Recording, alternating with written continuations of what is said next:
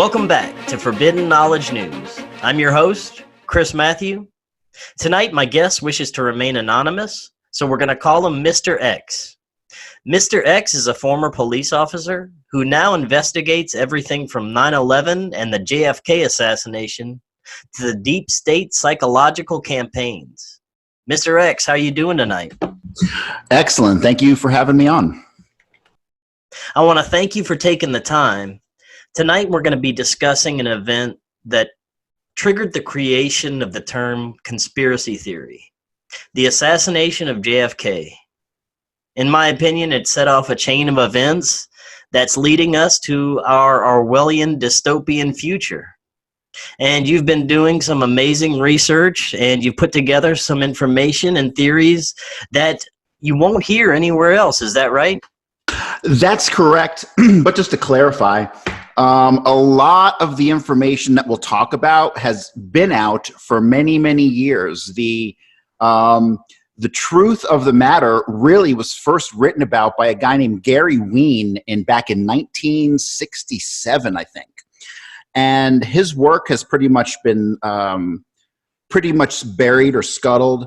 And the basic principles of his research didn't surface again until Michael Collins Piper came out with Final Judgment, which is really, if you want to understand what happened in the Kennedy assassination, and I'm not talking in Dealey Plaza, I'm talking the big picture.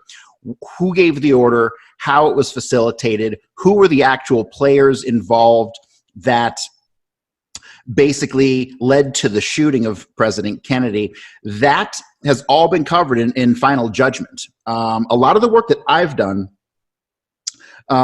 thankfully, because we live in 2019, there is so much information available now that the truth is out there. The identities of the actual shooters, and including the grassy knoll shooter, is out there. But it takes a lot of research and cross-referencing documents, because the important documents have all been suppressed. And when I say suppressed, I don't mean that they are gone. I mean that they're hidden in places that they shouldn't be. A lot of times, if you go and you look at some of the miscellaneous files, like you have the basic, you have the FBI files, Secret Service, CIA. You don't want to read any of the CIA files. They're just all lies. But the the actual documents that really tell the truth are buried in various administrative files, or what are called miscellaneous files, and they're not grouped in with the regular body of research that most researchers access. So really it takes hundreds of hours of going through miscellaneous and what seem to be irrelevant files to find that one good one, right? So plus a lot of the work that I've done has been cross-referencing. A lot of the Kennedy stuff, these guys use aliases, but not just any aliases. These guys, particularly in the CIA and the mafia, they use aliases of people who they know. And so they can coach when the cops come and talk to them, right? So a long time ago, they found out that if they use the identities of dead people, well, once the cops figure out they're dead people, the whole gig is up and they'll end up finding out who you are. But when you borrow aliases from people who are real, it becomes very difficult to track down who was the right person, right? So that's a technique that I've seen across the board in the Kennedy assassination that has made research for most researchers probably extremely difficult. I would imagine so, definitely. So, yeah, let's get into this. What have you come up with? Okay, well, we'll start with the bigger picture stuff, and I will do some screen share. The basics and this bigger picture stuff really was mostly put together by Michael Collins Piper. Michael Collins Piper, who, in my opinion, was assassinated by the people who did the Kennedy assassination. And really, it all goes back to the dispute between John F. Kennedy and David Ben-Gurion of Israel. So the reality is that John F. Kennedy was planning on having inspections at the Sedona nuclear facility. In 1960, the first reports came out that there was activity at a facility in a place called Sedona, and it was a very unique facility, and by looking at the structures, they could see that the structures being built were the same kind of structures that France had built for their nuclear power facilities. Now, Kennedy was dead set against nukes. He wanted to denuclearize the entire world, and Khrushchev, who's the only other person who had nukes, right, in the Soviet Union. The U.S. and Soviet Union were the only countries that had nukes, but here you have Israel, who is now building a facility, and Kennedy demanded inspections, and basically he got blown off and told to, go stuff it, because they weren't going to have that. So you have that, and then you have a second aspect. You have the fact that between 1948 and 1963, you have many lobbying groups from Israel, the American Zionist Council, the World Jewish Congress. You have so many of these lobbying organizations that were obviously sent to the U.S. on behalf of the Israeli government, and they were refusing to register under what's called FARA, which is the Foreign Agents Registration Act. Now, FARA, anytime that you are in the United States and you are doing something on behalf of another country, you have to register under FARA, because what it does is it prevents you from being able to contribute money to political campaigns. So if anyone knows anything about the Israeli lobby, we know that AIPAC is the biggest lobby in the world. They funnel billions and billions of dollars to American political candidates, and they do it illegally by funneling it through individual members, right? So instead of being able to donate $1 billion to a candidate, they will basically funnel that money through each of the individual members. So that's only one of a dozen different ways that Israel gets around FARA. But there have been requests for them to register, or for AIPAC and these other organizations to register, as recently as a year or two ago, right? So it's not something that's gone away. But between 1948 and 1963, it was nonstop evasion. And eventually, November 19th, 20th, and 21st, 1963, the Council, the Committee on Foreign Relations, or whatever division handled FARA, they had a 3-day meeting, went over the evidence, and on the 21st of November, 1963, they presented a letter to Israel demanding that the lobbying organizations register as foreign agents. And the next day, John F. Kennedy was assassinated in Dealey Plaza. And on that day, no policies changed other than our policies towards Israel.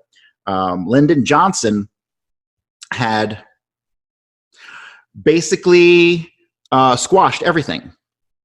He had squashed Israel's need to register under FARA. He squashed any kind of investigations into Dimona, and basically he was their puppet president, and he was the first puppet president that we had really in this country. After that, every single president that we have had has been an Israeli puppet and basically placed in office. I'm showing right now on screen the letter to Prime Minister Eshkol, which was basically the demand to inspect Dimona. And then Ben-Gurion is the one who responded. Now, most people don't realize that even though Ben-Gurion was not in office, he was still the guy they went to, right? He was still the head of the country until his death. So the FARA registrations, like I said, began in 1948, and they went all the way through to 1963 when the Committee on Foreign Relations had their 88th Congress to decide this issue once and for all. And then once they decided the issue, it really didn't matter because Kennedy was killed the next day. And now one of the things that happened immediately after the Kennedy assassination, which is another reason that he needed to be removed, was that the NUMEC Corporation, which operated out of Pennsylvania, they, over a period of 5 years, diverted 287 kilos of plutonium from the U.S. to Israel, and that is where they got the plutonium for their nuclear bombs. So, as we all know, Mordecai Vanunu in the 1980s snuck a camera in, took a bunch of pictures, and he leaked to the entire world that Israel had, in fact, had nukes, and they had over 200. So to this very day, they have yet to sign the Nuclear Non-Proliferation Treaty, because they don't feel that the rules apply to them. So that's kind of that's the background on why Kennedy was assassinated. And at this point, really, there can be no denying it, even though a lot of people try, because when you look at the relationships between Israel, the Mossad, the CIA, and even the United States Mafia, the connections go so deep that you can really look at them all as one organization. Which really stemmed from the 1948 deal that we cut with Reinhard Gehlen, which created NATO and the 17 intelligence agencies all basically the same time. The CIA came into existence in 1947, and by 1948 we had 17 intelligence agencies around the world and NATO, and they were all formed based on the relationship between the CIA, the Mossad, and Reinhard Gehlen. Reinhard Gehlen was the head of German intelligence during World War II. He was Adolf Hitler's spy master.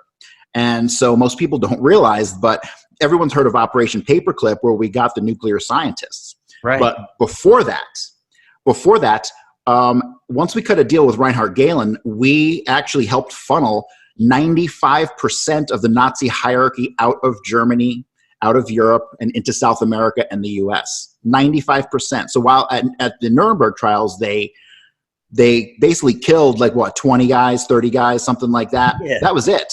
Thousands and thousands of the hierarchy of Nazis did not serve and get any punishment whatsoever. Some of these guys, like Otto Skorzeny, actually had their names removed from the war crimes list because of this deal that they cut.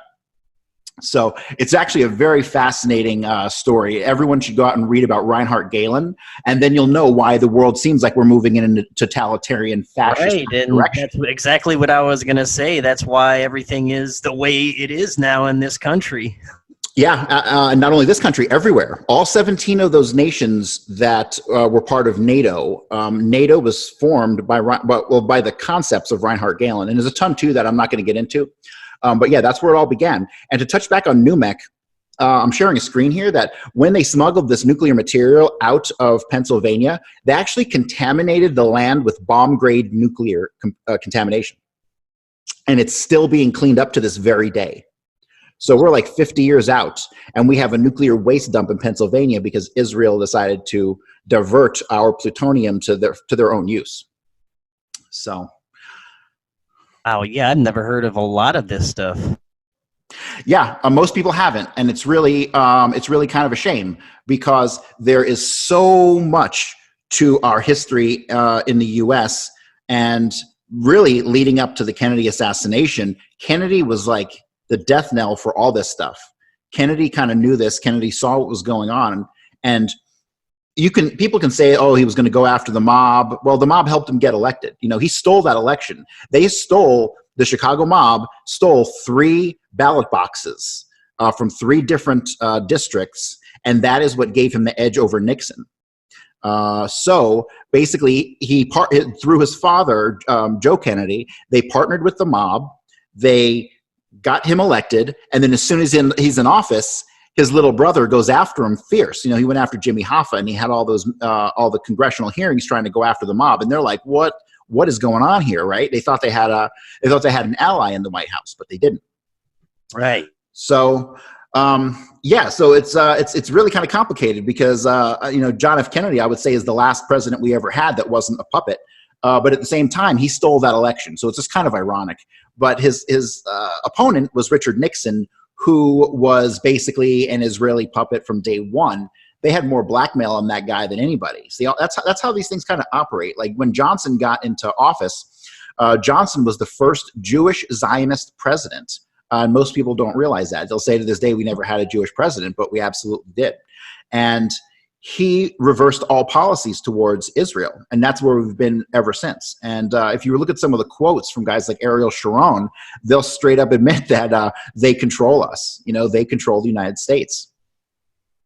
So the decision was made, then what actions were taken next? Okay, so it's easier to explain the relationships, because when you explain the relationships, it's easier than going through step by step how the orders got passed down. All right. But so going back to 48, when you have the creation of the security state, The person who was most responsible for that would be James Angleton. And James Angleton was a guy recruited by Alan Dulles. Alan Dulles was the head of the CIA. James Angleton was always, from day one, he was always looking out for the mole within the CIA. Well, he was the mole within the CIA, because everything that happened here got sent right back to Israel, because he was a Zionist. Now, Zionists, this is where it gets complicated. You could take hours explaining this, but the bottom line is there is a big difference between Orthodox Judaism and Zionism. Orthodox Judaism has been around for thousands of years. It's like every other religion. It's harmless. Nobody should discriminate on the basis of religion, race, or any of that thing. Identitarian politics are what's destroying definitely America and large portions of the societies around the world. But you have Zionists who are extremists. Zionism came around about the late 1800s. It's only been around for about 130 years. And Zionism started with the idea that there had to be a Jewish state. But the Zionists are not really Jewish. They're not religious. And if they are, they do not follow the Torah like Orthodox Jews. They follow the Talmud. And the Talmud is a 5,000-year-old Babylonian document that calls for human sacrifice. And if you look at what's going on with the Temple of the Rock in Jerusalem, they've already built the sacrificial altar out back. I mean, it is insane. So you have Zionism, which is not Judaism. So criticism of Israel is not criticism of Jews, it's criticism of Zionists, because it is definitely a Zionist state, not a Jewish state. But I believe that between 1933 and 1945, while World War II was going on, the Zionists completely hijacked the religion of Judaism. They began to speak on behalf of Judaism. And this caused a major rift in the religion, because the Orthodox Jews basically were like, you have no right to speak for the Jewish people. You do not act like Jews, and you do not have any right to the Holy Land, because Orthodox Jews believe that across Judaism in its entirety, they're all pretty much waiting for the Messiah to return, right? So Christians think the Messiah has already been here and that it's Jesus, but Jews believe that the Messiah will return, and according to the Orthodox Jews, when the Messiah returns, the God's chosen people, which are the Jews, will be granted their own kingdom, right? So the Orthodox Jews believe that to be like a kingdom in heaven, right? Not an actual worldly country. But the Zionists, they interpret that as we will get our own land. But they couldn't wait. They had to jump the gun. And when you look at the relationship between the Zionists and Adolf Hitler during World War II, they were allies the whole time. He wanted them to go to Palestine. He wanted the Jews to go to Palestine. So he cut deals with the Zionists so that they could pretty much come and go as they pleased. And there were even cases where they needed to extract people out of concentration camps, and they had these Zionists dress up in Nazi uniforms and accompany the Nazis into the camps to help pick out the people that they needed to save. All the while, the Jews who were in the concentration camps were starving to death, were being executed. It was really a quite messed up situation, but it's because Zionists are political, they're not religious. They genuinely don't, I think they use the religion as the hook, so that if you criticize them, you're an anti-Semite, right? That's their ploy. And that's all it is. And it's even a strategy that they wrote about in the late 1800s. If you read some of these old books, things by like Theodore Herzl or Chaim Weizmann or any of these guys, they openly write about this stuff. That's how arrogant they are. So after the decision comes down, basically you have the relationship between, and I will open up I'll screen share once again. Yeah, go for it. And basically what you have, this is basically the top of the pyramid for the assassination. It started with the dispute with Kennedy and Ben-Gurion, and from there it goes to the Israeli Mossad, which at the time was led by Yitzhak Shamir, if I'm not mistaken. It was either Shamir or Rabin, but it really didn't matter because these three guys were glued together at the hip. You have Menachem Begin, who is the father of all terrorism in the world. I'm not going to go off on a tangent on terrorism today, but basically every act of terrorism we've ever seen on this planet started with Zionists, not Muslims, Zionists. And Menachem Begin openly professes to have been the father of terrorism around the world. And if you look up the bombing of the King David Hotel in 1948, that was considered the first political act of terrorism in the 20th century. But really, that followed about 200 smaller bombings and assassinations. They were trying to get the British to leave Palestine so they could create their new Israeli state. So a little side note most people don't realize is that Yitzhak Shamir and Yitzhak Rabin were in Dealey Plaza on November 22nd, 1963. And we know that because Yitzhak Rabin's wife wrote a book, and she specifically stated in it that he was in Dallas that day. Now, him and Yitzhak Shamir, Yitzhak Rabin, and Menachem Begin were all in the U.S. at the time. Menachem Begin was in L.A. 3 weeks before meeting with Al Gruber. Al Gruber was the right-hand man to Mickey Cohen, but at this point in '63, Mickey Cohen, the famous gangster, he was in jail, and he gets killed with a pipe to the head. So basically, the order of command went from the Mossad to Meyer Lansky to Al Gruber. That was kind of like the chain of command for Jack Ruby, right? Because Jack Ruby never worked for the mob. He did work for the mob, but he was never a made man because he was Jewish and not Italian. His boss, once he met him, was Meyer Lansky.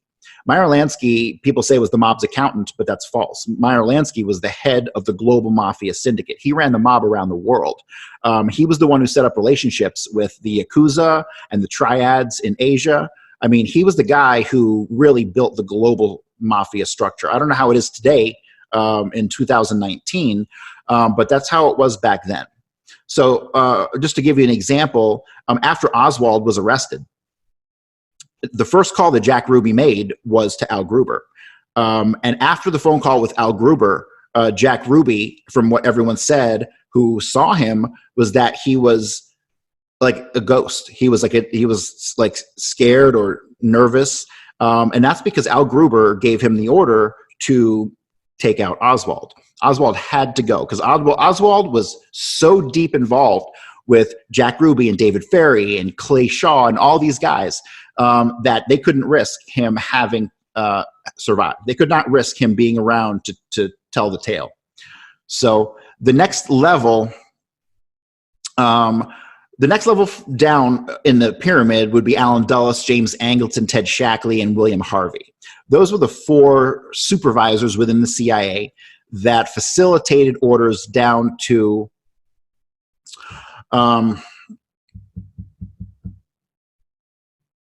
David Morales and George Bush, who was in Dealey Plaza that day also. And who do we have here? David Atlee Phillips, Richard Helms, and George Ioannidis. Now, George Ioannidis is a very important guy because a lot of the Kennedy assassination is so complex, and it has so many what people would call coincidences that it's like that couldn't possibly be real. Well, it could be real because how psychological warfare works is basically you have a guy, George Ioannidis, who writes a script, right? And a script has actors in it, just like his orders have all the players below him in the CIA and in the mafia.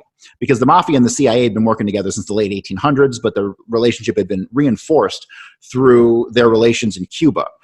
Johnny Roselli was basically recruited into the CIA by a guy named Robert Mayu, who was Howard Hughes's right-hand man.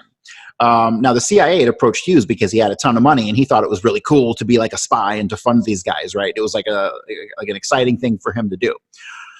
So that's kind of that's the relationship between the CIA and the mafia. And then you have like Johnny Roselli, who got recruited to go and work in Cuba and to take out Castro. But when you look at the list of mafia guys who were working with the CIA to go take out Castro, there was like 30 of them. It was a ton.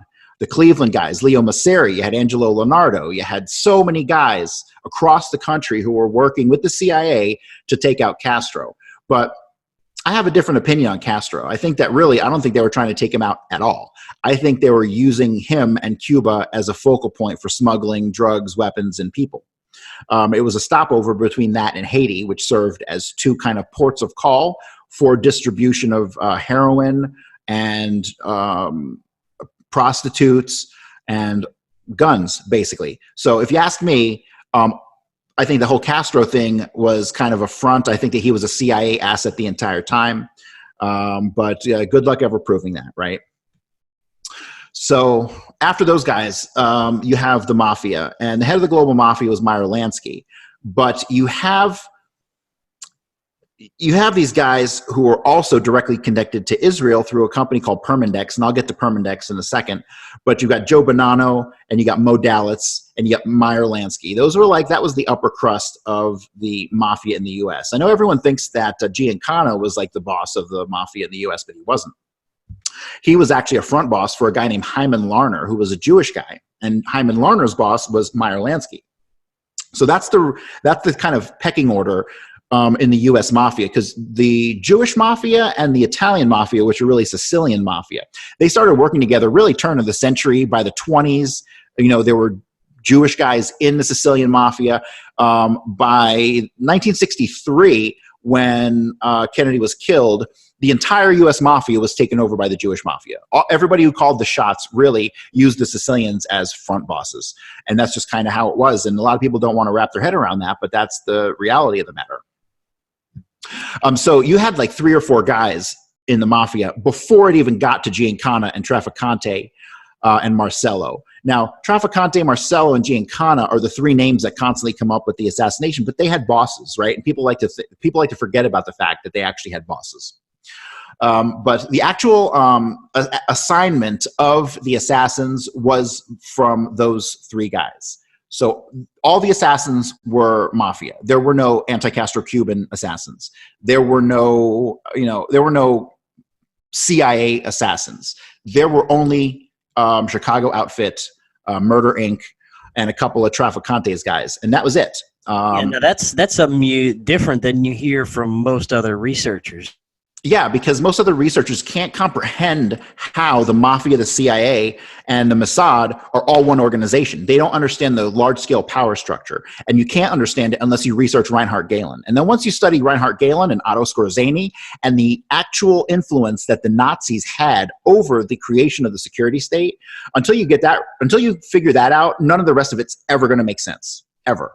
And that's the hardest part to really grasp. And people don't usually go back far enough, because really to understand, really to get a grip on it, you've got to go back to the late 1800s with the origins of Zionism and Theodor Herzl.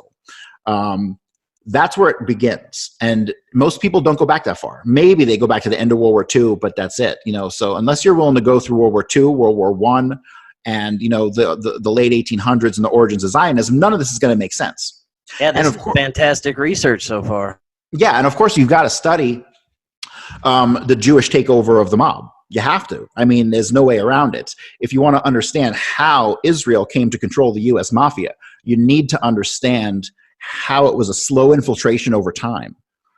And by 1963, because here's the thing, he who controls the money controls the world. And Meyer Lansky controlled the money. So when it was up to the commission, which was 20 mob bosses, they didn't have much choice in the matter, and if you ask them, they probably wouldn't say that they were subservient to Israel. But Meyer Lansky was the one who controlled the money. He called the shots, and his allegiance was always to guys like Menachem Begin and Yitzhak Shamir and Yitzhak Rabin. Those were the 3 guys at the time who were so directly connected. So in 1948, after the bombing of the King David Hotel, Menachem Begin had to get the hell out of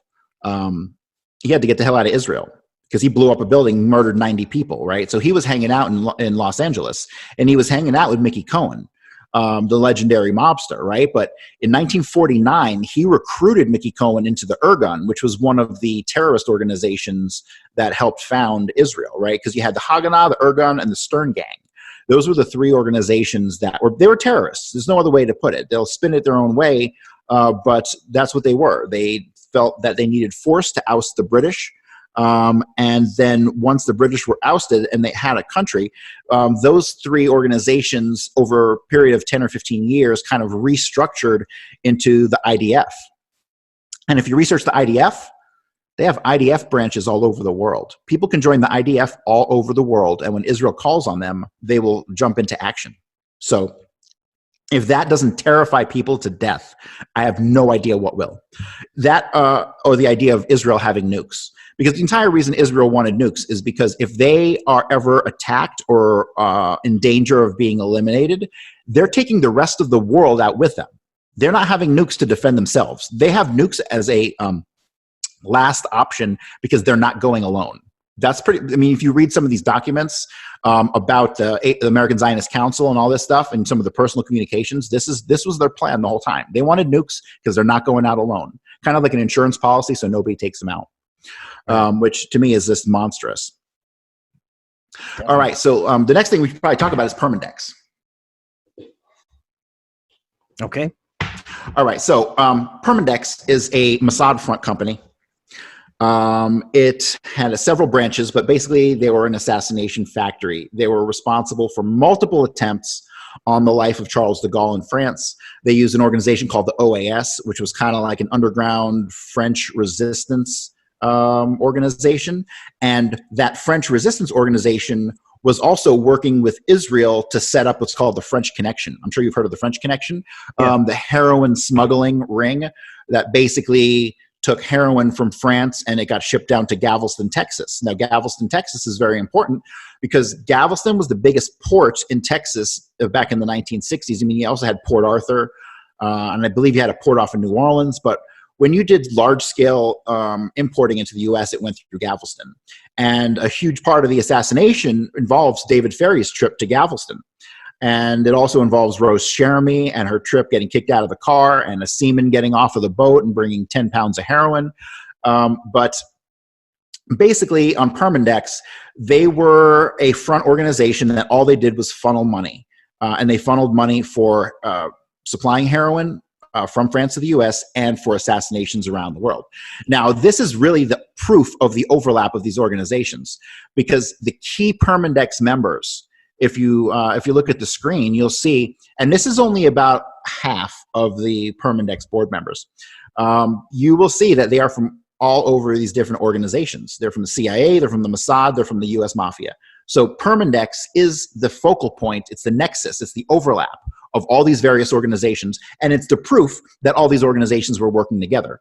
So really the key people on here, well, you got Louis Bloomfield, who was the president. You have Ferenc Nagy, who was the former Hungarian prime minister. Jean de Menil, who was connected to the Dallas oil people. And then you have Roy Cohn. Do you know who Roy Cohn is? I've heard the name. Roy Cohn was Trump's lawyer for his whole life until he died in the mid-1980s. So Roy Cohn, and that's Donald Trump's connection to the Kennedy assassination. I don't know if you remember, but he had accused Ted Cruz's dad of being out there with Lee Harvey Oswald. Yeah, I remember something about that. Okay, so he kind of tipped his hand there with some insider information because he was mistaken about Ted Cruz's dad's association with that particular incident. But Ted Cruz's dad worked for George Bush and I forget the name of Prescott Bush's oil company. He worked for Bush's oil company, and he is rumored to have been present at the Trade Mart where Kennedy was heading to. So Ted Cruz's dad was definitely connected to people connected to the assassination, and Trump, by saying that, basically tipped his hand that he had inside info, which is pretty insane for him to have said. But so then you've got Joe Bonanno. Joe Bonanno is a New York mobster connected to the Genovese family. You've got James Angleton, who is, you know, the biggest scumbag that's ever lived. Then you've got Clay Shaw. Clay Shaw, who the JFK movie was made basically about, he was the CEO of Permindex. And they didn't mention this in the movie, but Garrison knew that. Garrison knew all about Permindex. That's why he went after Clay Shaw. And the problem with the JFK movie was that was actually a disinformation movie. That movie was produced by a guy named Arnon Milchan, who was the Mossad's biggest arms dealer. So there's not one single mention in that movie about Israel or any of this stuff because he made sure there wouldn't be, because they made the movie. You know, they made the movie because there was enough attention on the Kennedy assassination still, you know, 30 years after it had happened, that they felt the need to make a movie to distract attention from it. Yeah, I knew there would have to be at least some level of disinformation in a huge movie like that, but yeah, it makes a lot of sense. Yeah, so after that, you've got a guy named George Montello. George Montello is basically, he's connected to all kinds of people, definitely good friends with Angleton. He was connected to the Italian fascists in the 70s and the late 60s, who basically implemented what was called a, man, I always forget what this is called. The policy of, not a policy of terror. I'm sorry, I forget the name, but basically they committed about a dozen terrorist acts in Italy in the late 1960s and 70s. And they did it because they wanted to scare people into voting for an authoritarian government. I mean, that's the MO the whole time, right? I mean, look what happened after 9/11. The president got powers to where he can start wars around the world, right? So they kind of scare people into voting a certain way. Now, we lost our democracy on November 22nd, 63. None of our votes have counted since then. So really, for us, it doesn't really matter. But in other countries, they used this kind of policy. Oh, it was the policy of tension. That's what it was called. It was called the policy of tension. And that was basically meant to kind of get people to vote for the candidate who swore that they would go after these people, right, when it was them doing it the whole time. It's false flag terrorism. Zionists are the originators of false flag terrorism. And going back to, all you have to do is study Israel and the incidents of terror leading up to its foundation in 48. And you'll see that's where that came from. The myth of Islamic terrorism stemmed from that. I mean, you have, with 9/11, you've got urban moving systems. You've got the dancing Israelis, right, who were stupid enough to get caught. But you also have got guys in a box truck full of explosives down by the George Washington Bridge that got arrested, whose information got squashed, right? I mean, they found a van packed with explosives under Tower 1, and it was marked urban moving systems. And that went out over the radio, and then that building came down. So nobody ever really talks about that. But we know that because it's on the radio transcripts, right? Oh. So, and not only that, earlier that year, Urban Moving Systems had moved one of the terrorists from Florida to New York. Literally, they drove him with his stuff from Florida to New York. So, I mean, this Israel being the root of all terror in the world is a fact. It's not even speculation anymore. If you understand what you're looking at when you read documents, it's easy to tell that we've been lied to, ever since Kennedy. It's the same players for all these major staged or false flags events, right? Oh, 100%. It's always the same players. Now, obviously, the individuals die, right? So you got these guys probably dead in the 70s or 80s, but you have a new batch of Mossad, you have a new batch of Zionists, it's the same philosophy, it's the same, originating in the same country. Now, a lot of people will say, well, it's the Vatican, it's got the secret societies and blah, blah, blah.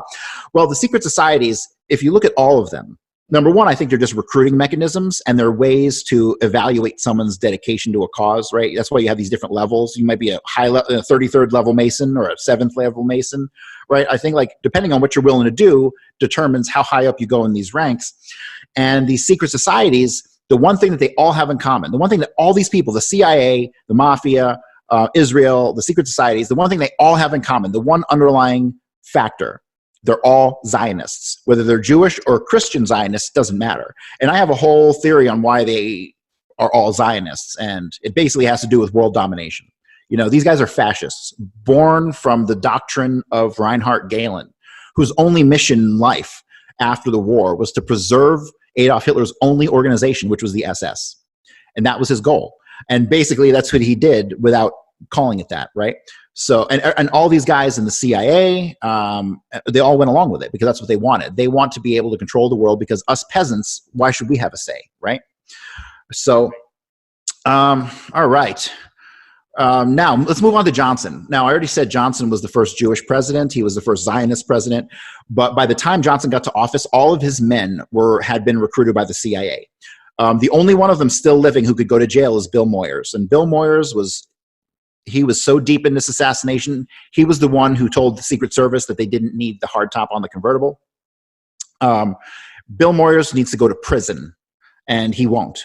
But the other guys here are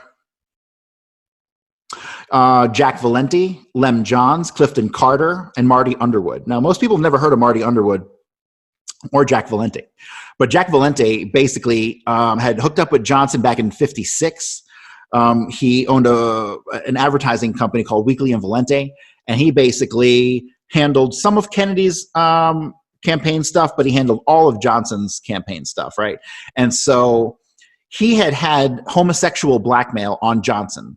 I don't know from what year, but if you read Jack Valenti's file, it's like 600 or 700 pages. I swear it's the most intriguing read you'll ever have. It's coupled with the Kennedy assassination, it is some of the best. Who needs fiction when you got this stuff? But Jack Valenti started out, he's born into a mob family. He's related to Umberto Valente. He had deep connections to Joseph Villo in Dallas, to Mo Dalitz in Las Vegas, to Lucky Luciano before Luciano died. And so, like, when he got married, and this is a funny story, Jack Valente married Johnson's secretary, right? And they had 2 kids, but only they didn't, because Jack Valente is a homosexual. And so basically, he would bring his wife to the White House, and Johnson would continue to bang Jack Valente's wife, and the 2 kids that Jack Valente had are actually Johnson's kids. He's what's called a beard. So he was kind of like a front husband, you know? It gave him cover, because back in the day, it was illegal to be a homosexual. You could go to jail for that, right? So he used it as a cover, and it was a cover for Johnson to be able to continue his relationship with his secretary, right? Under the cover of, oh, this is Jack's wife.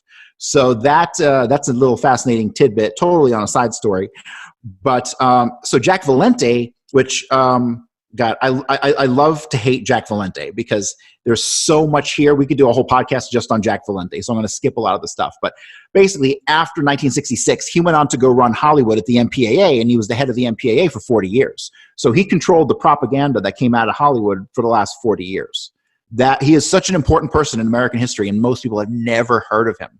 I definitely need to write a book about him, because no one has ever ventured to tackle what is Jack Valente. He was OSS in World War II. He flew 51 bombing missions. He was definitely recruited by the CIA. He was definitely in with all the mobsters. He was perfectly in with all this group. And he was in with the Humble Oil guys. He worked for Humble Oil. So he was in with Johnson, and he was in with Albert Thomas, and he was in with all the guys down in Texas who mattered.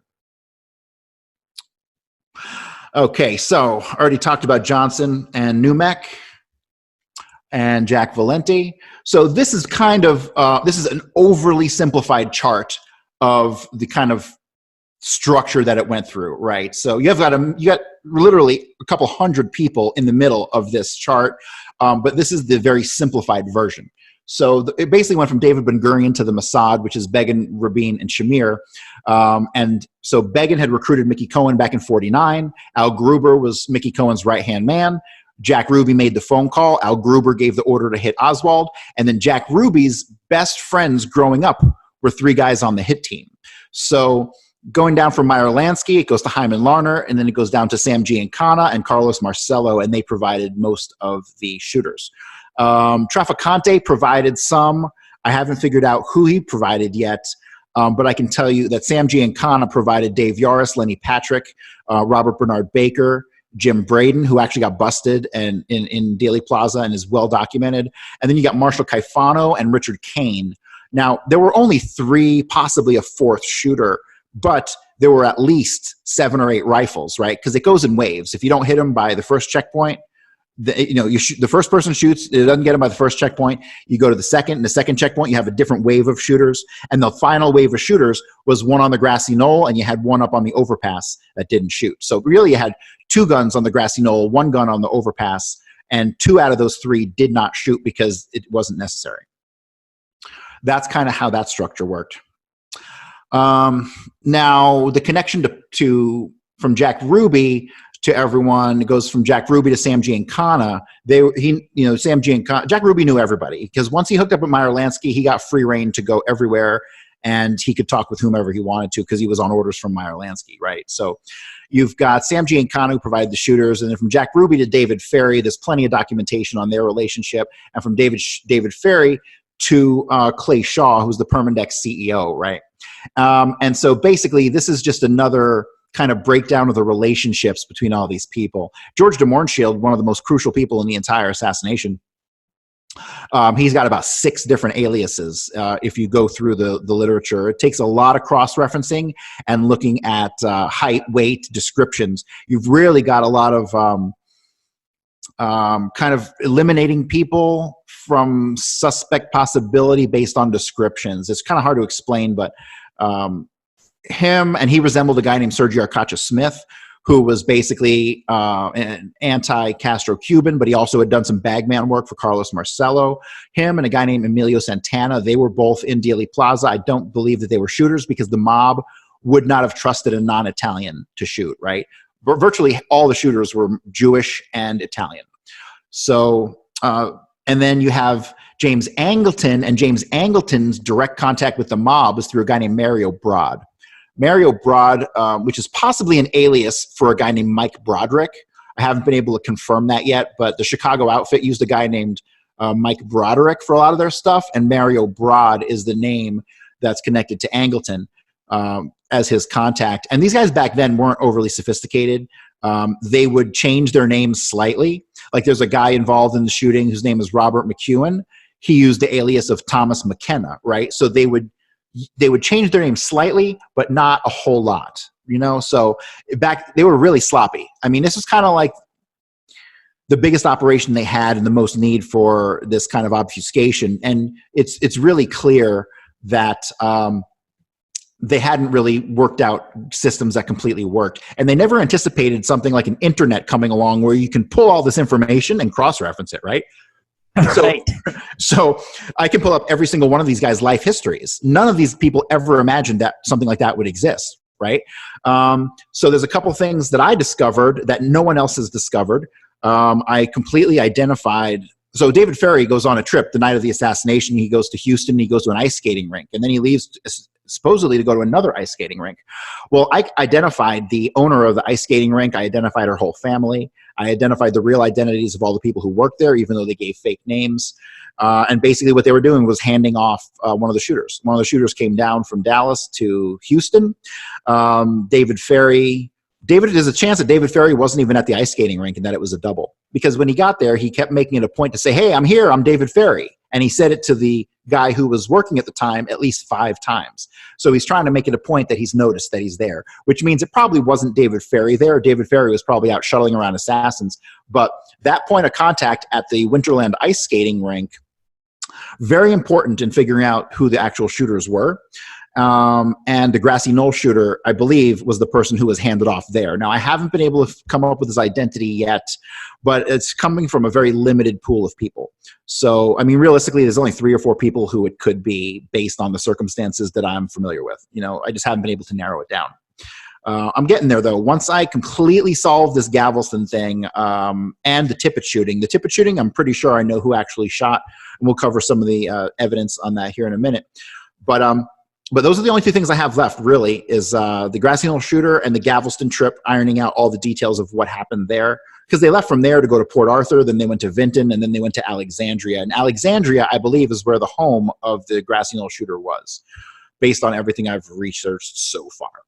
Yeah, this is great stuff. This is stuff that you don't hear from any other researchers. No, because too many researchers, like I said, unless you understand the relationship between the Mafia, the CIA, and the Mossad, you're never going to get any of this. And then how could the Dallas police, the mayor of Dallas, the Secret Service, the FBI, how could them all be in on it? Well, easy, because the guys who were in on it were in the OSS with James Angleton, and that's where their loyalties lied. They never changed. Hell, going to join the Secret Service and the FBI might have been their order from Angleton at the time. You know what I mean? So he could have said, hey, because the OSS dissolved in 45, the CIA came about in late 47, so he had 2.5 years. So they had 2.5 years for their people to go out and infiltrate other organizations. That's how you can have all these organizations in on it, because they were really all just loyal to the OSS and James Angleton. And ultimately, James Angleton was loyal to Israel, not us. Okay, so there were 3 JFK assassination plots that have been documented in the weeks leading up to the assassination. There was one in Chicago. The plot was foiled by a guy named Abraham Bolden, the first black Secret Service agent. He's actually still alive. I'm considering giving him a call and talking to him. The patsy in that case was Thomas Valley, and he was actually detained. No charges ended up being brought ultimately because they couldn't prove anything, but there was enough information to know he had rifles in his room. He had tons of ammunition. He was running with the mob and the CIA. And if you look up the Chicago plot, there's tons of information out there on that. Then you have the Tampa plot, November 18th, 63. The plot was foiled again, and it was reported in a newspaper, and the patsy in that case was a guy named Gilberto Lopez. Gilberto Lopez was a CIA agent, lower level. He worked for the Fair Play for Cuba Committee. We'll get into that here in a little bit. Fair Play for Cuba Committee was where Oswald worked, in New Orleans when he was arrested for handing out the pamphlets on the street. He had that staged fight with Carlos Bernier, and that basically got him that interview on TV at WDSU was the TV station, which actually ties in later to David Ferrie's Galveston trip. It's pretty interesting. And then you have November 19th, the next day in Miami. Now, this one actually was canceled very early, the assassination plot was, because the Kennedy Secret Service guys in Miami, they found out about it, and they did not allow him to have a motorcade. And the FBI documents show that that involved two guys, one guy named Bernardo de Torres and another guy named Manuel Artime. Now we'll go over some JFK myths. There's so many myths out there with JFK. Really, it's just nobody knows. Nobody really can tell you what happened just by, if you watch the JFK movie and you read a book or two, you're never going to understand where any of this stuff comes from. So what's first? All right, so first we'll talk about the Walker shooting. Everyone keeps saying that Lee Harvey Oswald attempted to shoot Walker at his house, but that is definitely not true. He never owned that rifle. We'll get into the rifle, but he never owned a Mannlicher rifle. He never owned a .38 handgun. And he was set up. The whole thing was set up from the top down. But with the Walker shooting, you had a neighbor of Walker. He was 14 years old, named Kirk Coleman.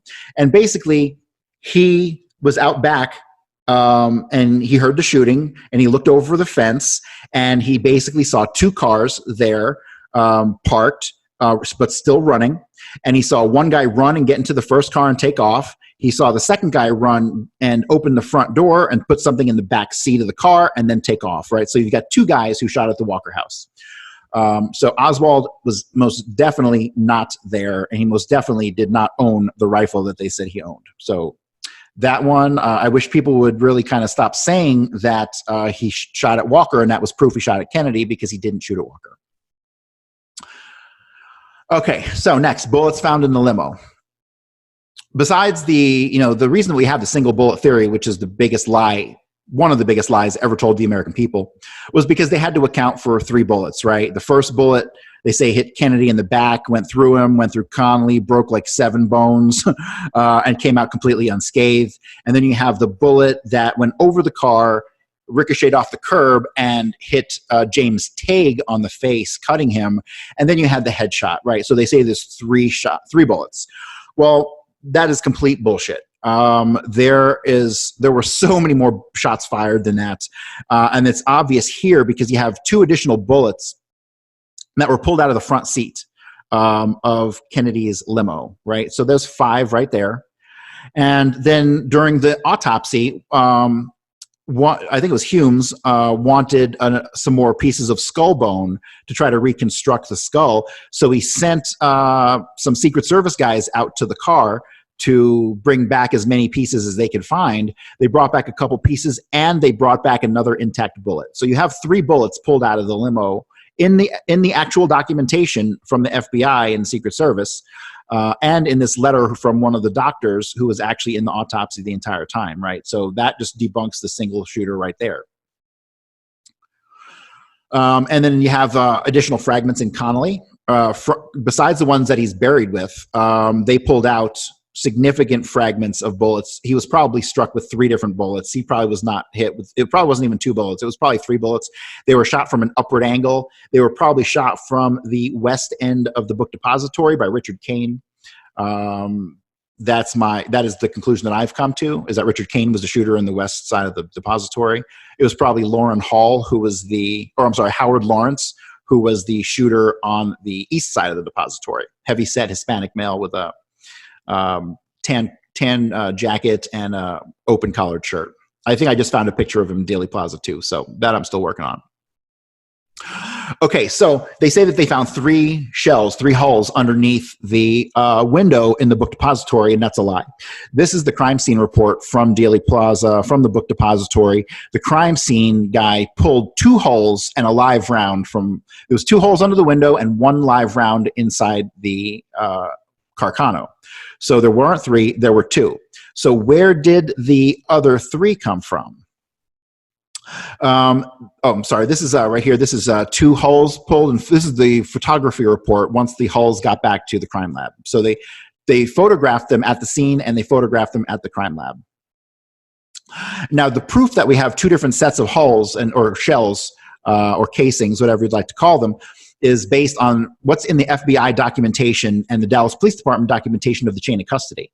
So you have 2 holes that went from officers Day to Brown to Williams, and then you have the 3 holes that went from Day to Sims to Fritz. Now, these chains of custody are inside the reports. They're in the Dallas police reports. They're inside the FBI reports. There's no reason that this information hasn't been brought to the public's attention sooner. Now, but where exactly did those 3 extra holes come from? Oh, and this is the photograph. This is the original photograph of the 2 holes. So, and this was the FBI photograph showing that there were 2 in a live round. So a 7.65 Mauser was located, and there's some conflicting evidence on where that was actually located. Inside the Dallas police reports, it says that it was found on the 6th floor near the stairwell. But the initial information that was actually leaked to the radio stations, they said that it was actually in the stairwell on the 5th floor, and the 3 holes were nearby. So it's anyone's guess where exactly they found them. But this is the document that from the FBI that was submitted to the Warren Commission. It's exhibit number 3048. Clearly says that a Mauser 7.65 was found.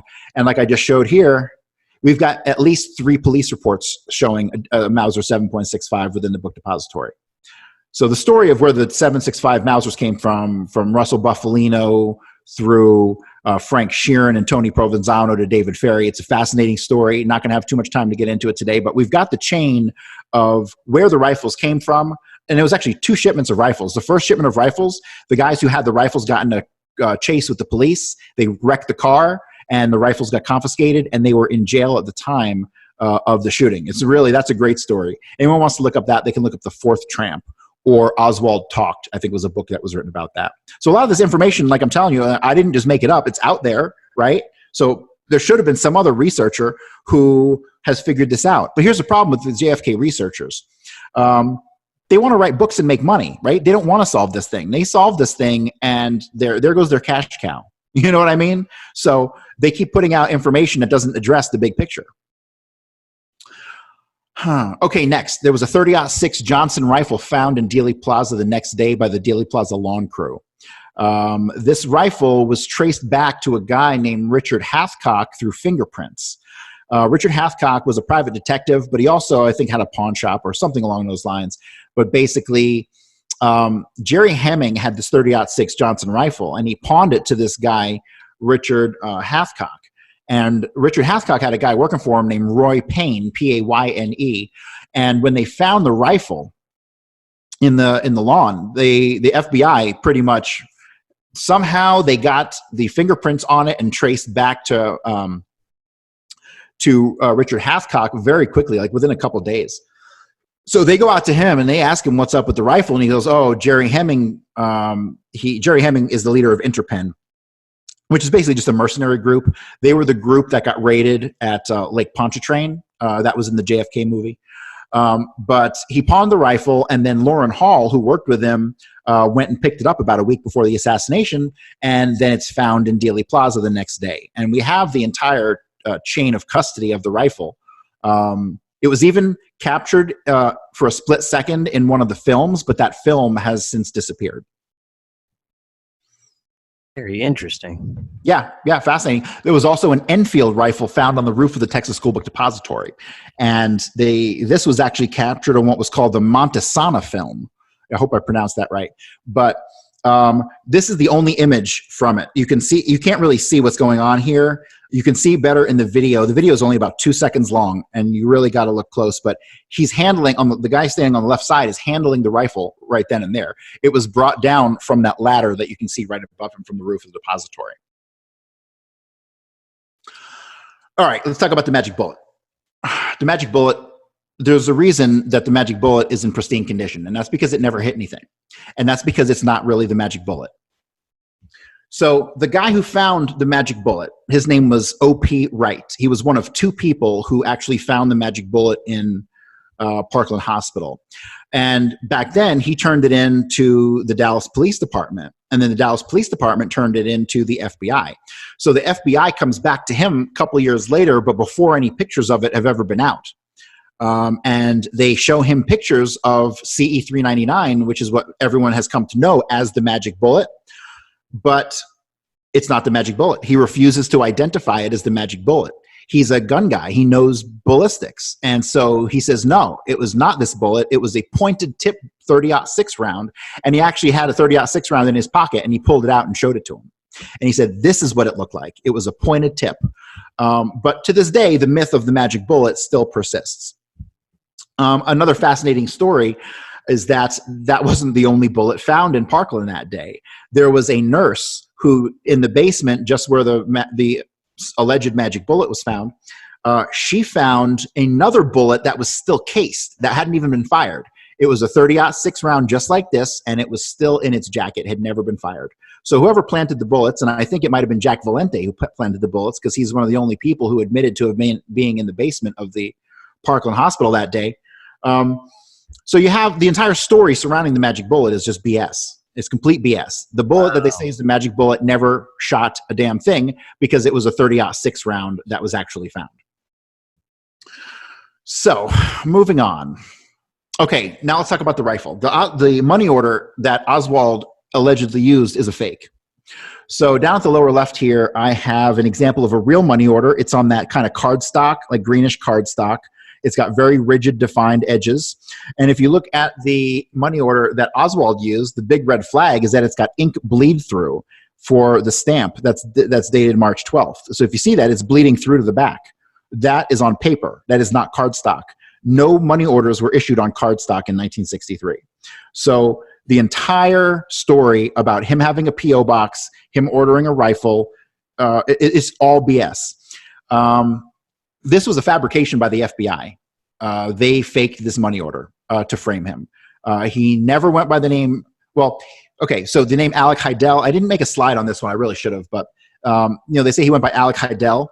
Well, Marina Oswald was a Russian spy. She was in on the setup from day one. And when the FBI confronted Marina Oswald about the signature on his Alec Heidel draft card, she admitted that that was her signature. She signed it and probably put it in his wallet. He probably didn't even know that he had that card on him. Huh. So the whole thing was a big setup.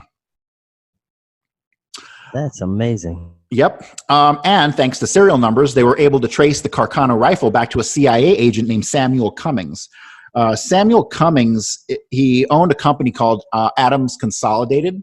Adams Consolidated is the company that imported the rifle from Italy to the United States. And it was imported to the U.S. using a company called Crescent Firearms, which was another CIA company. Klein Sporting Goods, that's another CIA company. After the assassination, at least 3 or 4 guys who were involved in the assassination went to go work at Klein's in Chicago, right? So the entire chain of custody of the rifle, from the person who imported it all the way to allegedly Klein's, which I doubt it ever went to Klein's, were all CIA. The money order's fake. I mean, can you see how none of this is real? Like, none of what people have been told is real at all.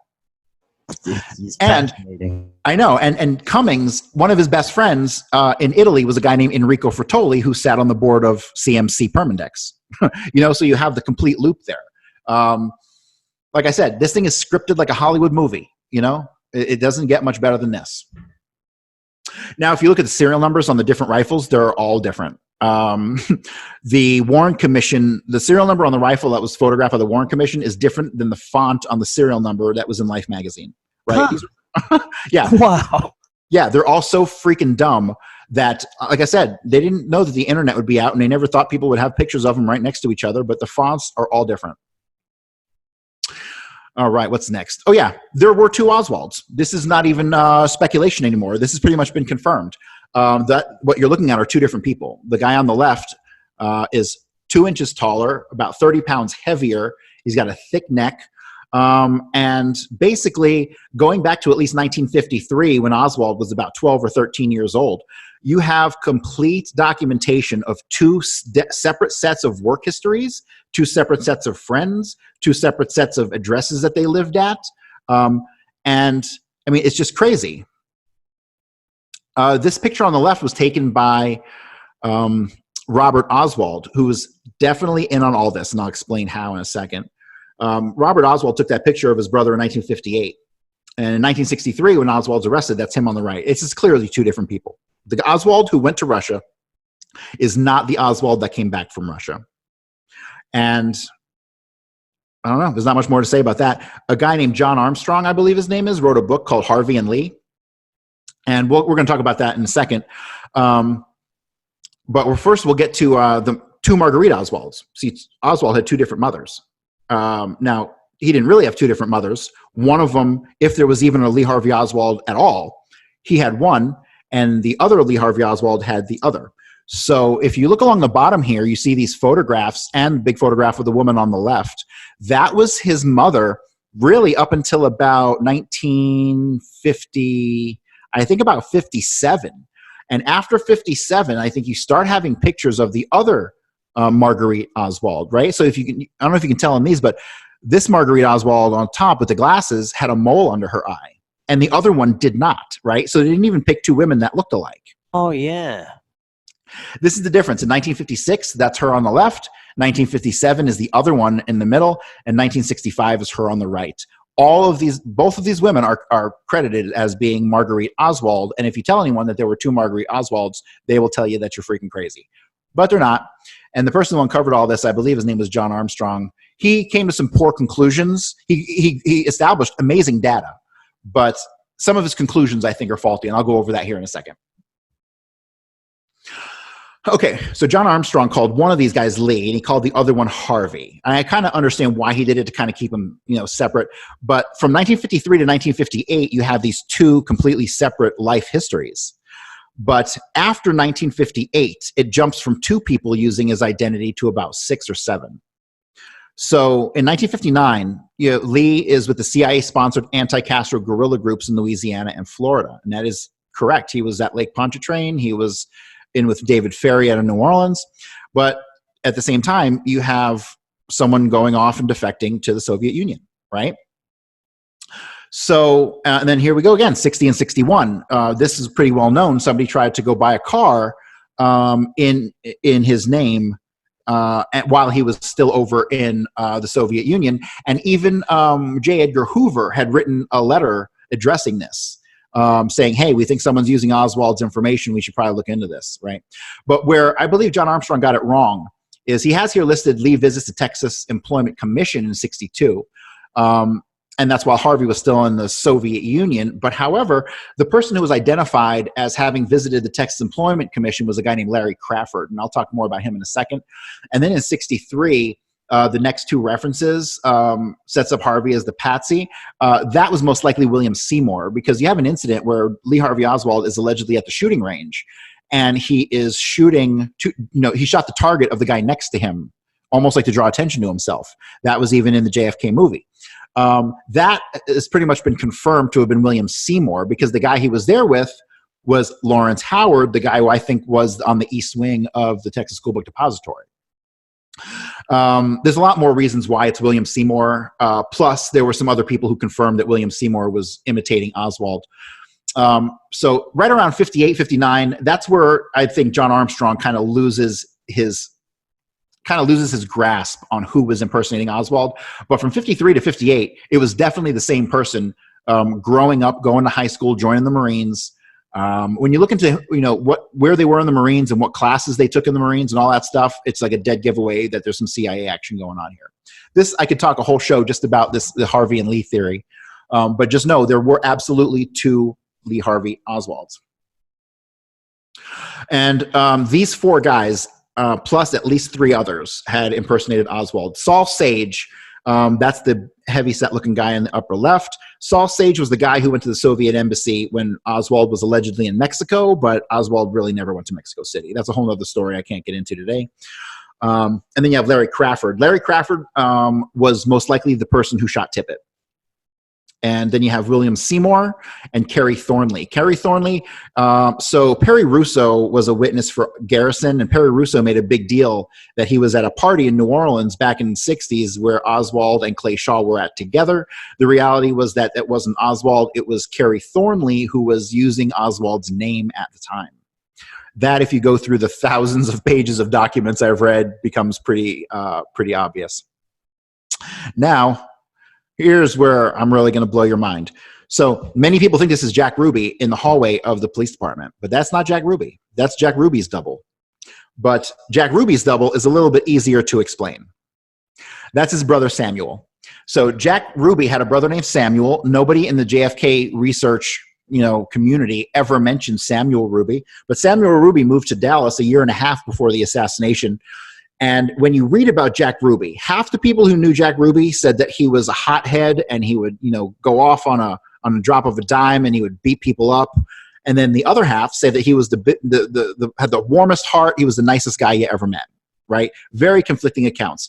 And then during the days of November 20th through the 24th, when Ruby shot Oswald, there are many accounts of Ruby being in two places at once. And this is how he did it. It was his brother Samuel who actually went around as Jack Ruby, from what I can tell, as his identity.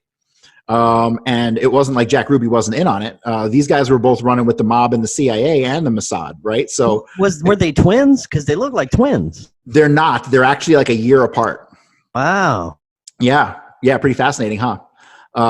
Definitely. So yeah, no one ever talks about Ruby's double, but there definitely was a Ruby's double, and it took me a long time to figure it out. Once I realized that the guy in the hospital was not, or the guy in the police department was not a Jack Ruby, it was like, wow. It became obvious that there was a Jack Ruby double. But yeah, that one's his brother Samuel. And like, honestly, I don't even think Jack Ruby was in Dallas during the assassination. I think he was already in Galveston, but that's a whole nother story.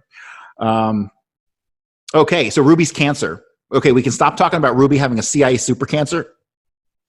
One of Garrison's investigators had a conversation with Monk Zeldin, who was Ruby's doctor, and he had a medical report showing Ruby had cancer as back as 63, right? So Ruby had cancer as far back as 63. He didn't die until 67 or 68, but people are saying he got injected with some CIA superbug. No, he had cancer the whole freaking time. And if you look here, you can clearly tell. In 54, when he was arrested, he was a big, heavy guy. 1963, he already started losing weight. That cancer was already eating at him in 63. So it's not really a mystery that the CIA didn't give him some superbug. He died naturally. I think it'd be nice to put that rumor to bed. Right. And what's next? All right, so let's talk about the Fair Play for Cuba Committee.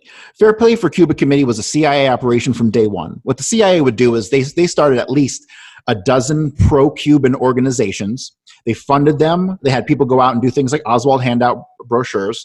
And then what they would do is they would go to the president and be like, look at all this CIA, look at all this these pro-Cuban groups popping up. We need funding to fight this, right? When they were creating it in the first place, right? This is what the CIA does. They fabricate reality. And the proof that we have is that a Newsweek article came out and talked about, basically, this is Richard Gibson. Richard Gibson started the Fair Play for Cuba Committee with Robert Tabor back in like 1960 or 61. So basically, these two guys, Richard Gibson and Robert Tabor, they were CIA their whole careers. They say they weren't until after Fair Play for Cuba, but come on, it makes no sense. And they were down there meeting with Fidel Castro in the late 50s. And in the late 50s, the CIA was the only people who were in direct contact with him because they were funding him to overthrow Batista.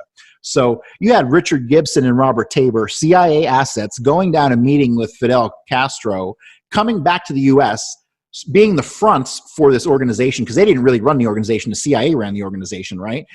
So anyone who says that Oswald was a communist and that he handed out flyers for Fair Play for Cuba Committee, that was a CIA operation. He was a CIA operative the entire time.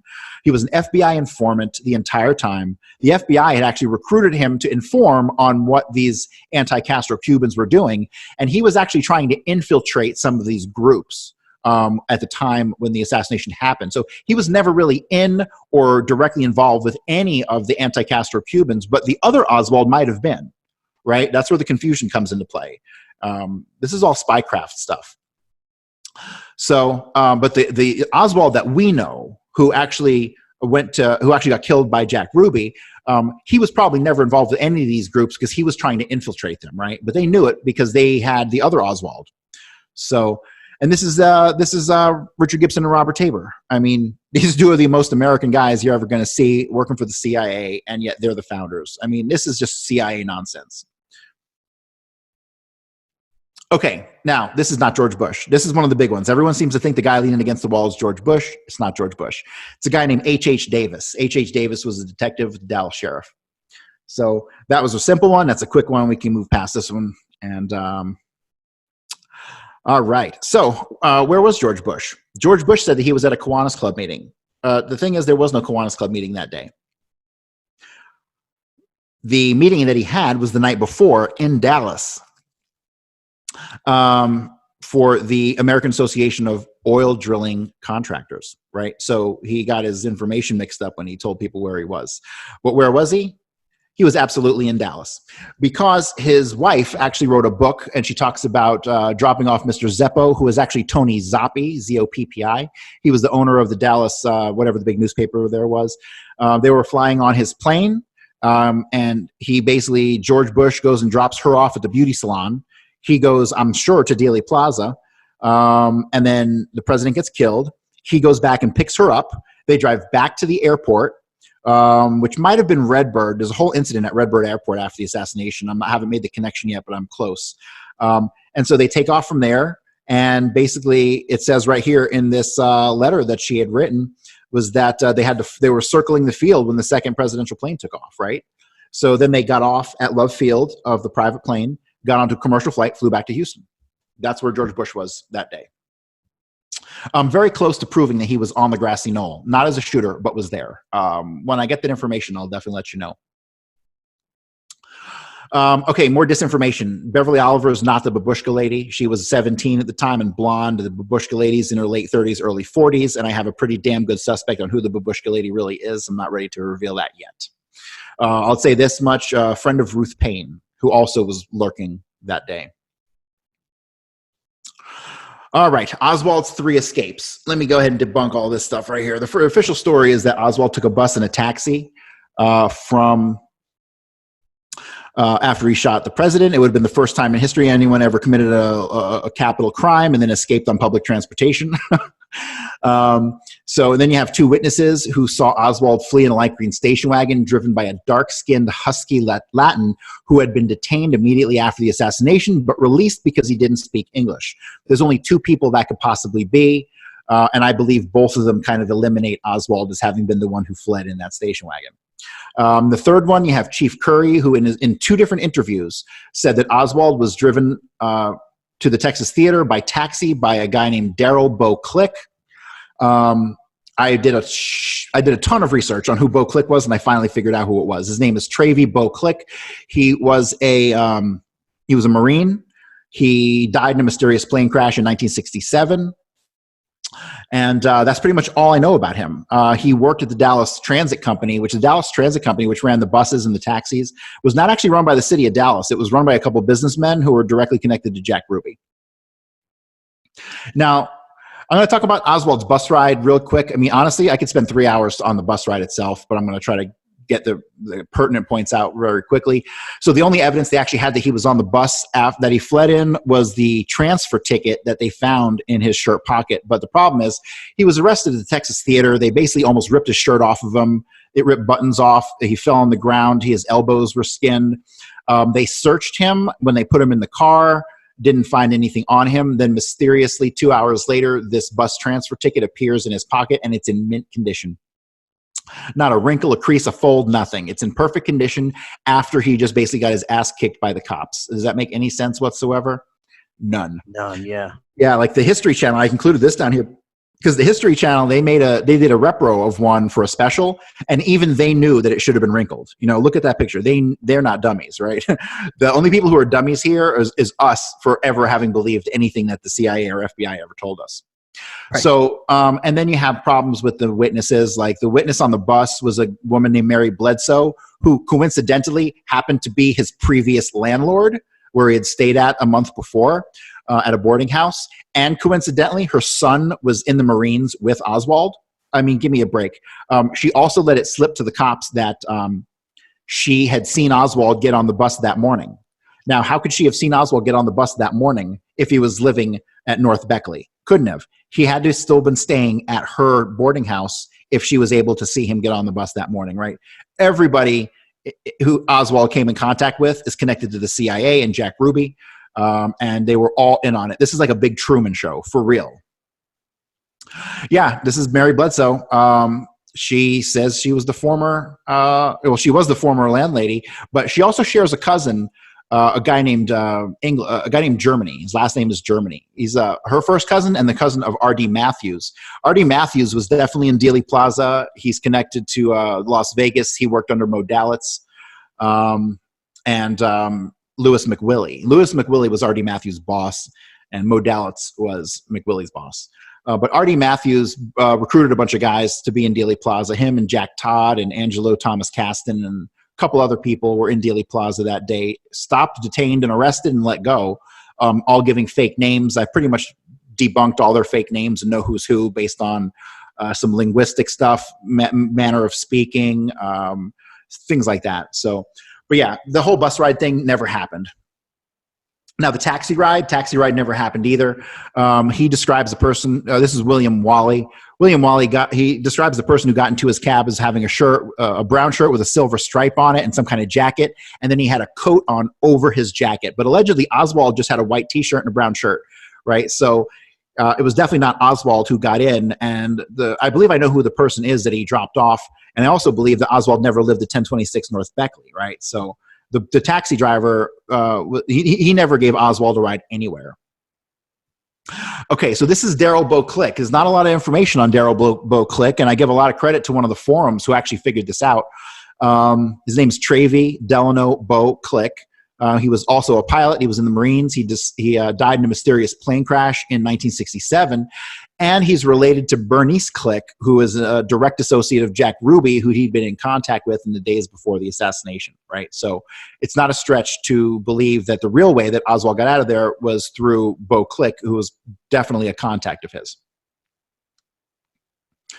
Now, the person who actually went to 1026 North Beckley, I believe, was Herbert Leon Lee. This guy's a real interesting guy. As you can tell here, this is the dates. They say that it was O.H. Lee who was staying at 1026 North Beckley, and that was an alias that Oswald was using. It absolutely was not. You had Herbert Leon Lee who stayed in room O, so it was O.H. Lee.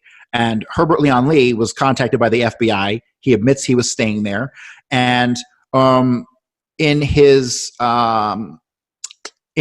obituary, it says that he was a floor layer for 30 years before being picked up by some police department in his 50s in like Shreveport, Louisiana. So you have what they were doing on the 5th and 6th floor of the depository was they were laying new floor, right? A lot of the guys you'll see in Dealey Plaza have like chalk on them, like on their clothing. It's because that came from the laying the floor in the 5th and 6th floor of the depository. He was a floor layer for 30 years, right? And the guy who, William Wally, who said the person was in his cab, said that he had like this chalk or dust on his shirt, obviously because he was laying floor, right? So then you've got this guy who's laying the floor in the book depository, takes a cab to his place where he's living at 1026 North Beckley. The guy living there's name is Herbert Leon Lee, and he happened to be a floor layer for 30 years. I mean, it's not too difficult to realize that it was probably Herbert Leon Lee who he gave the ride to. Right. All right, now let's get to J.D. Tippit. J.D. Tippit was shot by 2 people.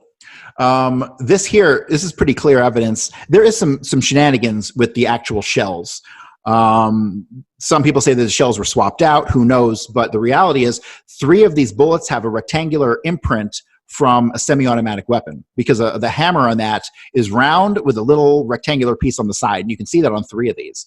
And then the 4th in the upper right corner is totally round.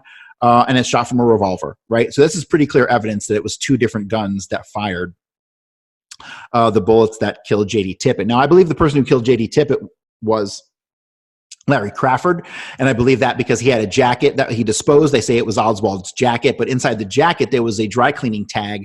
The dry cleaning tag led back to a dry cleaner in Detroit whose name was Earl Ruby, okay? So Earl Ruby and Larry Crawford knew each other.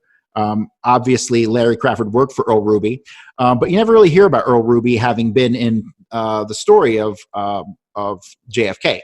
And that's because I believe that Earl Ruby was using the alias of George Senator the entire time. you hear about Jack Ruby's gay roommate a lot, and his name was George Senator. But based on the research that I've done, I don't think George Senator was even in Dallas or had anything to do with the assassination. I believe he lived in New York the entire time, and that Earl Ruby was using his identity. I have a couple of reasons for believing that, and a couple things that confirm my suspicions, including photographs that are in the National Archives that label George Senator as Earl Ruby by mistake. But I don't think it's a mistake.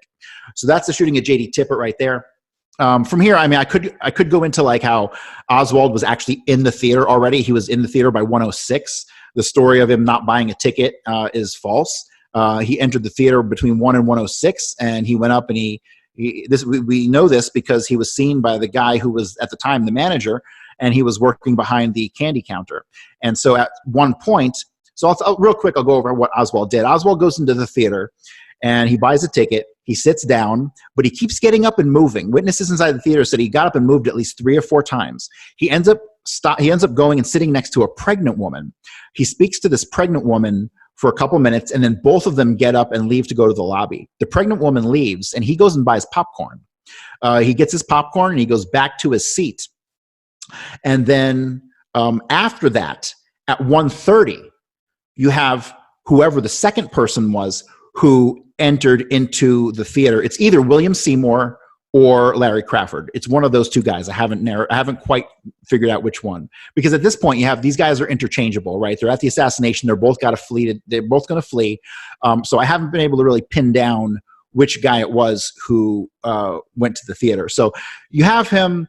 You know, the story is that he ducks into the front of that shoe store.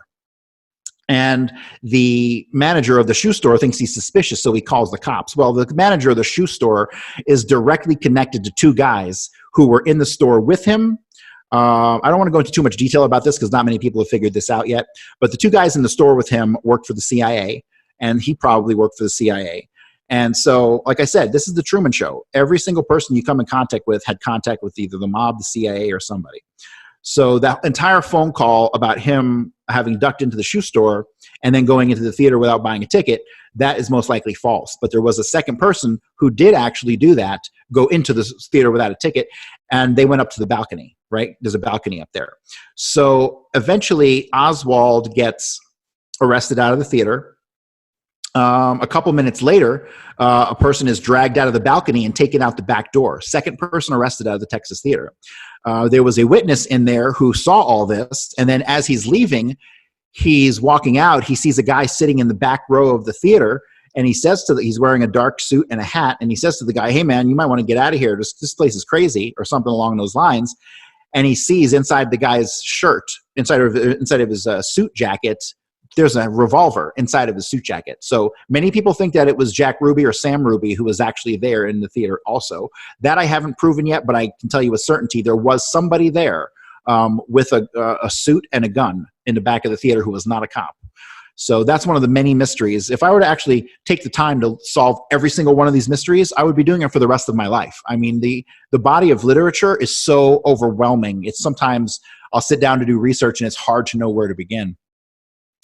So this is the jacket that was dropped. It's not Oswald's jacket. Oswald had 2 jackets. He had like a blue one and like a silver one. One of them was in the possession of Ruth Payne at the time, and the other one was found in the depository the next day by a guy named Ed Kaiser. Now, Ed Kaiser, that's a whole nother hallway of points I could bring up. We're going to have to pass on that. But the jacket that was found, this is most likely Larry Crawford's jacket or possibly Emilio Santana. So okay, backyard photos. Those were fakes.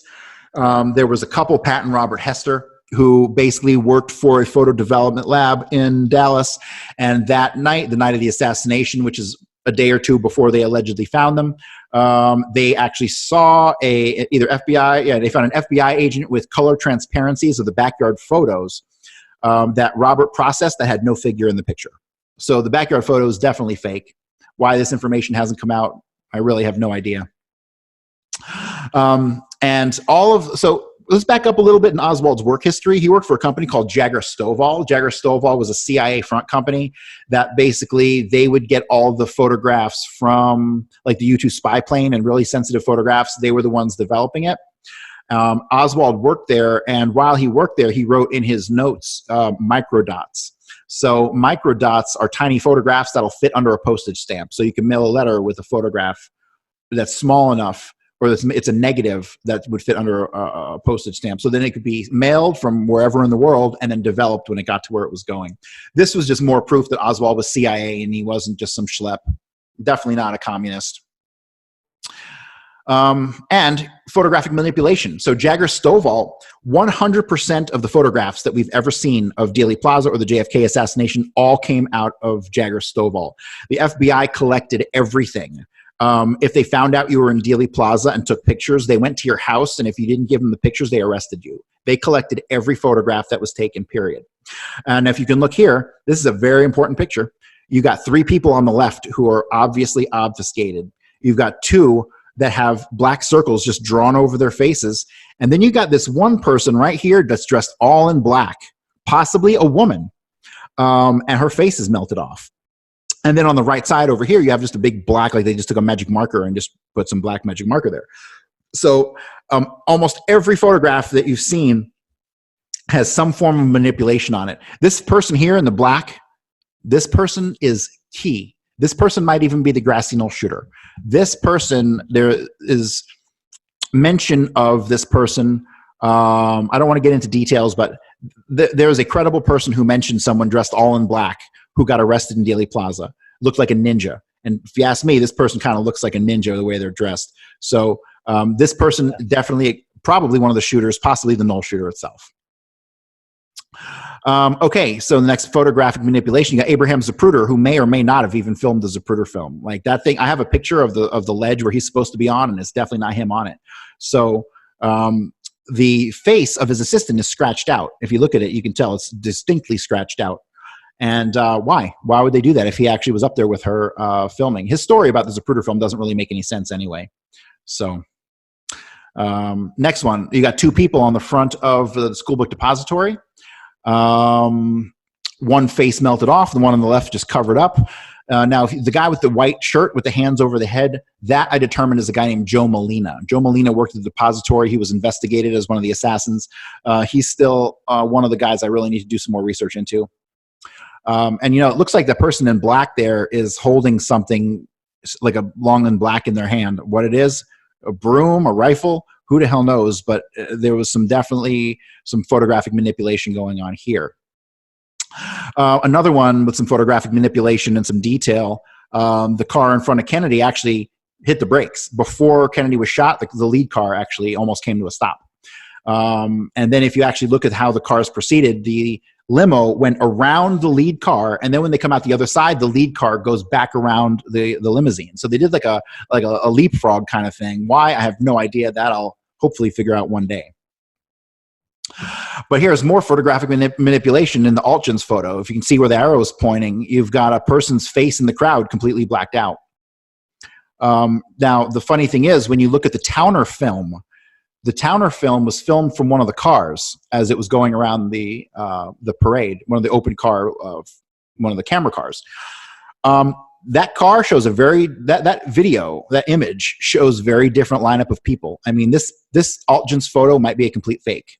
It's possibly a complete fake. Yeah, I can't emphasize enough, the photographic manipulation was so ever present. And if Lee Harvey Oswald was a lone assassin, why would you have to do any of that stuff? Right. And here's another one, cropped images. You've got this photograph on the upper left, and then if you look at something like the Bell film, you can see people hanging out the window. Some people speculate they're holding rifles, but if you're a shooter, that's not how you shoot out a window. You shoot from a couple feet back so nobody can see in. But still, they cropped that out of many images of the assassination photographs and films. All right, next, let's get to the tramps. Okay, so the tramps that everyone thinks have been identified have not been identified. The tramps that they have identified as Gus Abrams, John Forrester Gedney, and Harold Doyle, and that they interviewed in the 90s, they did some real good shuffling of paperwork in order to come to the conclusion that these 3 guys were the tramps, because they're not. Those tramps were arrested about 12:35, almost immediately after the assassination. the group of tramps that we're familiar with, the ones in the picture here, they weren't arrested till after 2 p.m., almost 2:30. And the original tramps were arrested in a flatbed car. These tramps were pulled out of a grain car. They were seen by Lee Bowers, who was the towerman, hopping from car to car to car. And then when he stops the train, they go and they arrest these guys. They pulled them out of a train full of grain. So anybody who says that they were one of the tramps, like Chauncey Holt, anybody tells a story that they were the tramps or know about the tramps and they don't mention the car full with grain, or they're just lying. So we have two sets of tramps. I'm pretty confident the tramps are Leo Masseri, a guy named Ralph Elmer Slafter, and the short guy is not some wicked assassin who killed Martin Luther King. He's probably a guy named Manuel Aguiar. I can show you my documentation on why I believe it's those people, but that would take way too much time for me to explain today. But I'm pretty sure I know exactly who they are. All right, assassin target practice. On November 20th, you have two different incidents within like an hour of each other. First, you have two women who worked nearby, and they saw two men passing a rifle back and forth outside the school book depository in the parking lot behind by the railroad tracks. That same day, you have two police officers who are seeing two guys point a rifle over the fence from the grassy knoll area as if they're going to shoot something. By the time they get over there, those guys are gone. This is all in the Dallas Police Department documents, the FBI documents. Somebody was out there, scoping out the situation and seeing what they could do. So what probably happened is they probably handed the rifle back and forth, and then just put it over the fence just to see what it would look like. Cops seen them, they come, and they are gone by the time the cops get there. So, and just more damning evidence that Oswald had nothing to do with this. And that is it for my screen share. That was very interesting. That's fantastic research. I mean, so much stuff that I've never heard before, and I don't think anyone's brought to the table before. Nope, no one's brought this stuff. Well, here's the thing. A lot of this stuff has been ignored. The developments that I've made in regards to the skating rink and some of these identifications, nobody has. I've definitely made some original identifications of people in Dealey Plaza, some mob bosses. I've identified I think I found Ted Shackley and George Joannitas in Dealey Plaza. I've identified a bunch of people who I'm pretty confident are who I think they are. Can I ever prove it definitively? No, and there'll always be people who say, no, you're wrong. But, when I show them the stack of documentation, they'll go, nah, it's still not him, right? So there's way more. Like, this isn't even like a fraction of the stuff that I've uncovered in the past 6 months. Yeah, that's what I was going to say. I'm sure you have plenty more that you could come back on and discuss with us at another time. Oh, absolutely. I mean, this stuff connects to MK Ultra because you've got David Ferry and Bill DeMar and another guy who were hypnotists. You've got the Civil Air Patrol that Oswald and Ferry were in, which was actually a front for human trafficking, child trafficking, connected, and it was also prostitution and heroin and gun smuggling. You've got Jack Ruby had a prostitution ring that overlapped with Bobby Baker's prostitution ring in Washington, D.C. And Bobby Baker's prostitution ring is directly connected to, I think her name is Lorraine Romesh. She was a Russian spy that was banging John F. Kennedy. And John F. Kennedy was freaking out that it was going to come out that he was banging this Russian spy and it was going to end his career and end everything, right? So that's one of the speculative rumors of why he was killed, but not really. That goes back to the Otto Skorzeny connection because Otto Skorzeny was directly connected to George de Mohrenschildt and a whole network of people in Dallas. I mean, this thing is so deep, most people would not even believe me if I told them. Yeah, definitely. Yeah, like I said, I'm definitely going to have you back on. I'm sure there's all kind of rabbit holes we could go down with this. Oh, yeah. One of the things I recently discovered was that Clay Shaw, besides being, I mean, all these guys who we're talking about, they're all homosexual, involved in weird, kinky S&M stuff. But like Clay Shaw killed a guy. He was so deep into this S&M and hitting people with whips and spikes and stuff that somebody actually died in his house. But he knew the coroner. The coroner came, picked up the body, and the whole thing got swept under the rug. I mean, there's so much to this. It's unreal. Wow. Well, is there any final conclusions or messages you want to leave us with before you head out tonight? Yeah, you can't allow the minutia to affect the understanding of the big picture, right? Like if I never study another thing about Kennedy, I know that it came from Israel, it was facilitated by the CIA, and it was executed by the mafia. That's the big picture. And really, you don't really need to go any further than that. all of this little stuff really just backs up the main thesis. And that's pretty much it. Very well said. Well, I want to thank you again for taking the time to share that with us, and we'll definitely have to have you back on again. All right, man. Thank you so much. I'm just glad to be here. All right. You have a good night.